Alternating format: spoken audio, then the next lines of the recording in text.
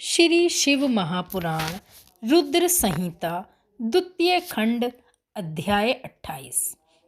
दक्ष यज्ञ का समाचार पा सती का शिव के यहाँ चलने के लिए अनुरोध।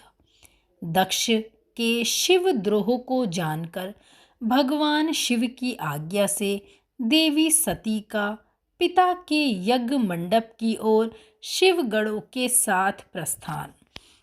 ब्रह्मा जी कहते हैं, नारद, जब देवर्षिगण बड़े उत्साह और हर्ष के साथ दक्ष के यज्ञ में जा रहे थे, उसी समय दक्ष कन्या देवी सती गंधमादन पर्वत पर चंदोवे से युक्त धारागृह में सखियों से घिरी हुई भांति भांति की उत्तम क्रीड़ाएं कर रही थीं।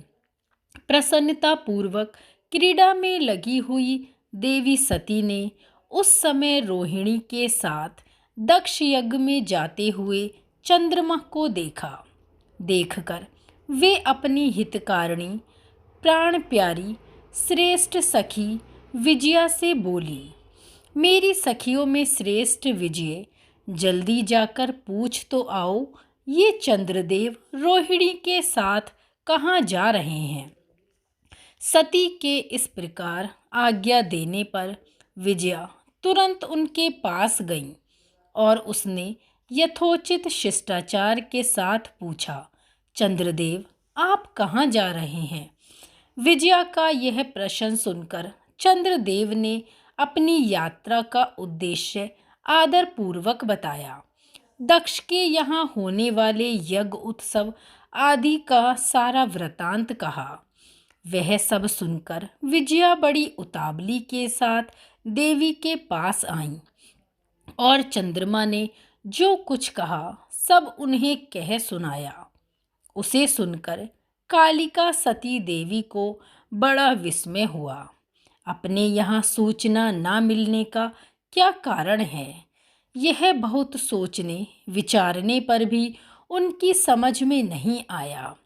तब उन्होंने पार्षदों से घिरे अपने स्वामी भगवान शिव के पास आकर पूछा। सती बोली, प्रभु, मैंने सुना है कि मेरे पिताजी के यहाँ कोई बहुत बड़ा यज्ञ हो रहा है, उसमें बहुत बड़ा उत्सव होगा, उसमें सब देवर्षि एकत्र हो रहे हैं।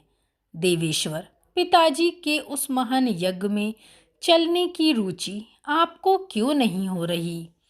इस विषय में जो बात हो वह सब कहिए।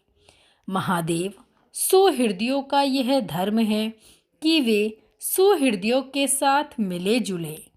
यह मिलन उनके महान प्रेम को बढ़ाने वाला होता है। अतः मेरे स्वामी, आप मेरी प्रार्थना मानकर सर्वथा प्रयत्न करके मेरे साथ पिताजी की यज्ञशाला में आज ही चलिए। सती की यह बात सुनकर भगवान महेश्वर, जिनका हृदय दक्ष के बागवाणों से घायल हो चुका था, मधुर वाणी में बोले, देवी, तुम्हारे पिता दक्ष मेरे विशेष द्रोही हो गए हैं। जो प्रमुख देवता और ऋषि अभिमानी, मूढ़ और ज्ञान शून्य हैं, वे ही सब तुम्हारे पिता के यज्ञ में गए हैं। जो लोग बिना बुलाए दूसरों के घर जाते हैं, वे वहाँ अनादर पाते हैं, जो मृत्यु से भी बढ़कर कष्टदायक है। प्रिय, तुमको और मुझको तो विशेष रूप से दक्ष के यज्ञ में नहीं जाना चाहिए, क्योंकि हमें वहाँ बुलाया ही नहीं गया। यह मैंने सच बात कही है।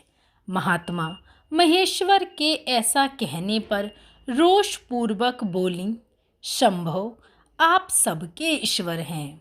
जिनके जाने से यज्ञ सफल होता है, उन्हीं आपको मेरे दुष्ट पिता ने इस समय आमंत्रित नहीं किया। प्रभो, उस दुरात्मा का अभिप्राय क्या है, वह सब मैं जानना चाहती हूँ। साथ ही वहाँ आए हुए संपूर्ण दुरात्मा देवर्षियों के मनोभावों का भी मैं पता लगाना चाहती हूँ। अतः मैं आज ही पिता के यज्ञ में जाती हूँ। आप मुझे वहाँ जाने की आज्ञा दें। देवी सती के ऐसा कहने पर सर्वज्ञ, सृष्टिकर्ता एवं कल्याण स्वरूप साक्षात भगवान रुद्र उनसे इस प्रकार बोले। शिव ने कहा, उत्तम व्रत का पालन करने वाली देवी, यदि इस प्रकार तुम्हारी रुचि वहाँ अवश्य जाने के लिए हो गई है तो मेरी आज्ञा से तुम शीघ्र अपने पिता के यज्ञ में जाओ। यह नंदी वृषभ सुसज्जित है। तुम एक महारानी के अनुरूप राजोपचार साथ ले सादर इस पर सवार हो बहुसंख्यक प्रमथ गणों के साथ यात्रा करो। इस विभूषित वृषभ पर आरूढ़ हो जाओ। रुद्र के इस प्रकार आदेश देने पर आभूषणों से अलंकृत सती देवी सब साधनों से युक्त हो पिता के घर की ओर चलीं। परमात्मा शिव ने उन्हें सुंदर वस्त्र, आभूषण तथा परम उज्ज्वल छत्र, चामर आदि महाराजोचित उपचार दिए। भगवान शिव की आज्ञा से 60,000 रुद्रगण बड़ी प्रसन्नता और महान उत्साह के साथ कौतूहल पूर्वक सती के साथ गए। उस समय वहाँ यज्ञ के लिए यात्रा करते समय सब ओर महान उत्सव होने लगा। महादेव जी के गणों ने शिव प्रिया सती के लिए बड़ा भारी उत्सव रचाया। वे सभी गण कौतूहलपूर्ण कार्य करने तथा सती को शिव के यश का गान करने लगे। शिव के प्रिय और महान वीर प्रमथगण प्रसन्नता पूर्वक उछलते कूदते चल रहे थे। जगदम्बा के यात्रा काल में सब प्रकार से बड़ी भारी शोभा हो रही थी। उस समय जो सुखद जय जयकार आदि का शब्द प्रकट हुआ, उससे तीनों लोक गूंज उठे। श्री शिव महापुराण अध्याय 28 संपूर्ण। ओम नमः शिवाय।